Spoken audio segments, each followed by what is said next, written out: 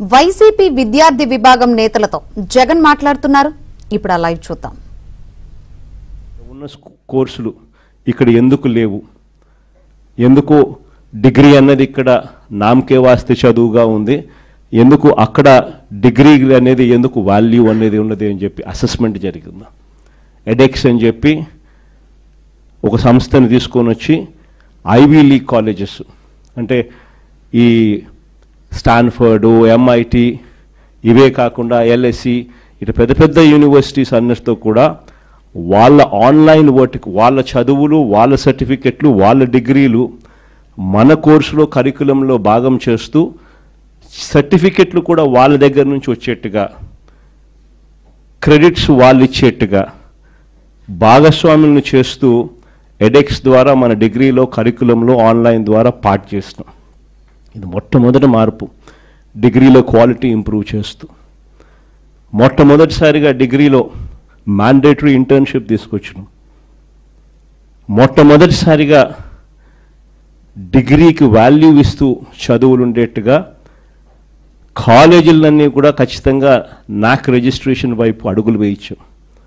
మనం రాకమునుపు ఎన్ని కాలేజీలు తెలుసా నాక్ రిజిస్ట్రేషన్ ఉన్నది? 257 కాలేజీలు 2019 నాటికి నాక్ రిజిస్ట్రేషన్లో ఉంటే, మనం వచ్చిన తర్వాత నాక్ రిజిస్ట్రేషన్ కాలేజీలు 2024 ఫిబ్రవరి నాటికల్లా 437 కాలేజీలకు తీసుకొని పోయినాం. క్వాలిటీ ఆఫ్ ఎడ్యుకేషన్ను ఇంప్రూవ్ చేస్తూ, ఇదొకటే కాకుండా ఈ చదువులు చదివించే విషయంలో ఏ పేదవాడైనా కూడా చదువులు చదువుకునే దానికి అప్పుల పాలయ్యే పరిస్థితి రాకూడదు. ఏ కుటుంబమైనా కూడా తన పిల్లల్ని చదివించడం భారం అని చెప్పి ఏ తల్లి తండ్రి కూడా ఫీల్ కాకూడదు. ఏ తల్లి తండ్రి కూడా అప్పుల పాలై తమ పిల్లల్ని చదివించడం భారమై ఆ చదువులు మానేసే పరిస్థితిలోకి రాకూడదు అనే ఉద్దేశంతో మొట్టమొదటిసారిగా ఇంతకుముందు గవర్నమెంట్లో లేనిది పూర్తి ఫీజు రీయింబర్స్మెంట్ పథకాన్ని తీసుకొచ్చింది ఒక్క వైఎస్ఆర్సీపీ ప్రభుత్వంలోనే తీసుకొచ్చాం.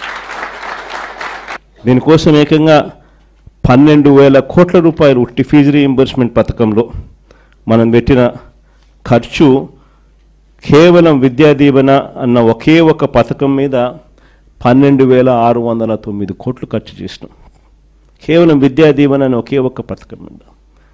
ప్రతి త్రైమాసికం అయిపోయే లోపల, ఈ త్రైమాసికం అయిపోయిన వెంటనే మళ్ళీ నెక్స్ట్ త్రైమాసికంలో పడేసరికే ఆ మంత్లో జనవరి, ఫిబ్రవరి, మార్చ్ అంటే ఏప్రిల్లో వెరిఫికేషన్ చేసి మేలో జనవరి, ఫిబ్రవరి, మార్చికి సంబంధించిన ఫీజులు తల్లుల ఖాతాల్లోకి వేసే కార్యక్రమం చేసాం.